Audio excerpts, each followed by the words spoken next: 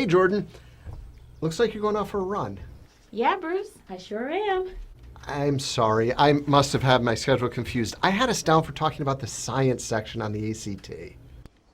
No, you have the schedule right. Huh. I just kind of thought you'd be in the lab for this.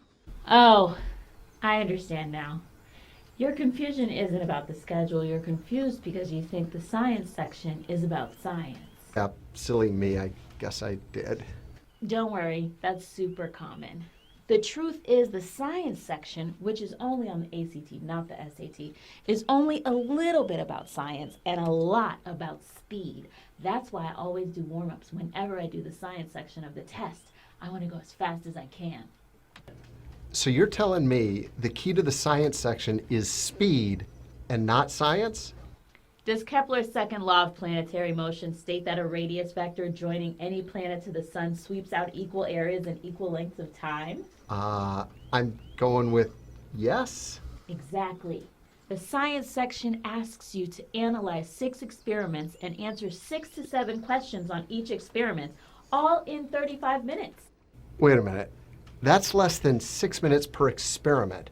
How in the world do you go fast enough to finish the section? Now you're getting it. The key is to read as little as possible. You see, most of the science section is about chart reading, and you don't have to read all the descriptions they give you in order to understand the charts and answer the questions correctly. So on the first 3 experiments, which are the easiest ones, we want you basically only reading the questions and looking at the charts. Don't read anything unless you absolutely have to. The goal is to get through the first 3 experiments in about 10 to 12 minutes if you can. Got it. So read as little as possible, concentrate on the questions and the charts, and try and save as much time as you can. But Jordan, what happens as you move through the section and the experiments and the questions get harder? You're still going to be able to get a lot of the answers simply by reading the questions and the charts. But you're right, Bruce. As you move to the harder experiments, you're going to have to read more and understand the details of the experiment better. And the questions will take longer too.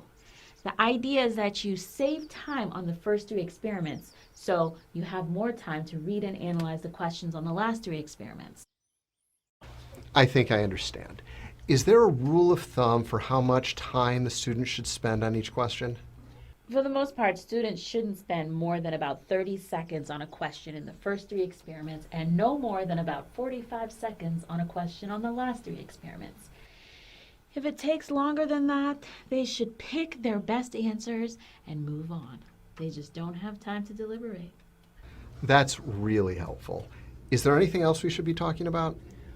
I think that's pretty much it. I know that Gina is going to show you some of the most common question types and give you a heads up on the tricky things they like to do with the charts and graphs. I should say that it's not uncommon for them to give you 2 passages to read and ask you to compare the points of view in each passage. But you can handle those pretty much like you do with reading comp. Pick out and write down 1, what the passage is about, and 2, the author's point of view about the subject. Thanks, Jordan. I'll let you get back to your run. And just as a reminder, remember the science section is only on the ACT. It is not on the SAT. Hey everyone, so I hope you really liked the video and found it super helpful. If you did, make sure to hit the like button. You can also subscribe as well. Also wanted to let you know, we are offering the entire ACT and SAT course for $25 because we think that world-class test prep shouldn't just be for the rich kids. We think it should be for everyone.